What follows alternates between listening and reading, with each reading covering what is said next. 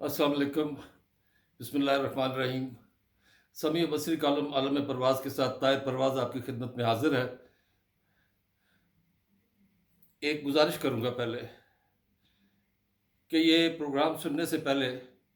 اگر آپ نے سبسکرائب نہیں کیا تو پلیز سبسکرائب کر دیجئے، اور آخر میں اگر آپ کو پسند آئے تو لائک بھی کیجئے گا،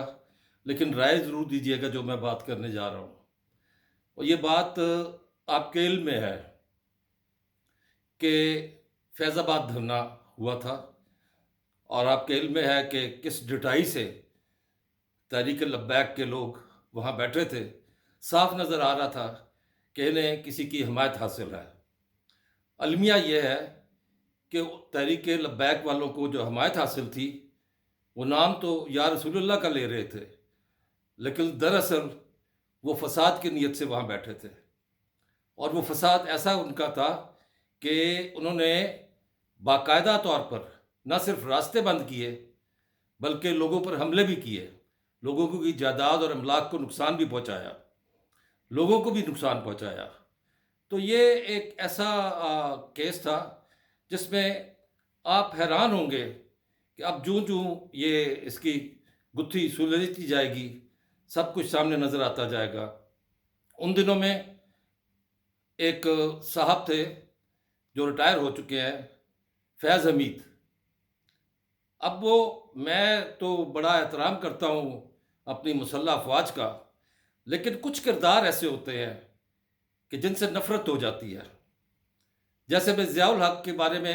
آج تک کوئی خیر کا کلمہ مجھ سے نہیں کہا جا سکتا، کیونکہ اس نے اس ملک کو جو کلچر دیا کلاشنکوف کا، ہیروئن کا، منشیات کا اور دہشت گردی کا، وہ کسی صورت بھی اس لائق نہیں ہے کہ اس کی کوئی تعریف کی جائے۔ اسی طرح اس دور کے ایک ریٹائرڈ جرنیل جو اب فیض حمید، اس شخص نے اپنے عہدے کا ناجائز فائدہ اٹھاتے ہوئے ایک باقاعدہ ایک سازش کے تحت اس وقت کی حکومت کے خلاف باقاعدہ محاذ آرائی کی، جبکہ فوج کا یہ کام نہیں ہے، یہ ایک غیر آئینی کام ہے، اور فوج کے کسی ایک کردار کا یہ کام نہیں ہے کہ وہ ایسی حرکت کرے۔ میں نے آج تک کسی مارشل لاء کی حمایت نہیں کی اور نہ کروں گا۔ میں آج تک کسی ڈکٹیٹر کی حمایت نہیں کی اور نہ کروں گا، لیکن یہ فیض آباد دھرنا جو تھا یہ خاص طور پر فسادی ٹولے کا دھرنا تھا، اور اس فسادی ٹولے کو حمایت حاصل تھی اس شخص کی جس کا میں نے نام لیا، فیض حمید۔ اور جب اس دھرنے کو ختم کرنے کے لیے آپ نے دیکھا کہ وردی میں فوج کا ایک شخص ان میں پیسے بانٹ رہا تھا اور کہہ رہا تھا آپ ہمارے اپنے آدمی ہیں، یہ لیں آپ پیسے، سب نے دیکھا، یہ ریکارڈ پر موجود ہے، لائیو ٹرانسمیشن میں لوگوں نے دیکھا۔ اور اس پر پھر جب اس وقت کے سپریم کورٹ کے جج قاضی فائز عیسیٰ نے جب ایکشن لیا تو اس میں یہی ریٹائرڈ جنرل فیض حمید، جو کہ ایک طرح سے پاکستان بھر میں جہاں جہاں رہا اس نے کرپشن بھی کی، اور اس نے کرپشن کے ساتھ ساتھ قبضہ گروپ بھی یہ رہا، زمینوں پر بھی قبضے کیے۔ اس کے گھر کی طرف جو نیلا دلہ سے جو سڑک جاتی ہے وہ دونوں طرف سے باڑ لگی ہوئی ہے، جیسے یہ اس کی ذاتی جاگیر ہو، اور وہ اس کے اپنے پیسے سے نہیں بنوائی، وہ ٹھیکیداروں سے جن کو کام دیا ان سے بنوائی۔ اس کا بھائی جو تحصیلدار تھا اس کے بارے میں بھی بہت سے انکشافات سامنے آ رہے ہیں۔ اب جس وقت یہ عدالت میں فیصلہ ہوا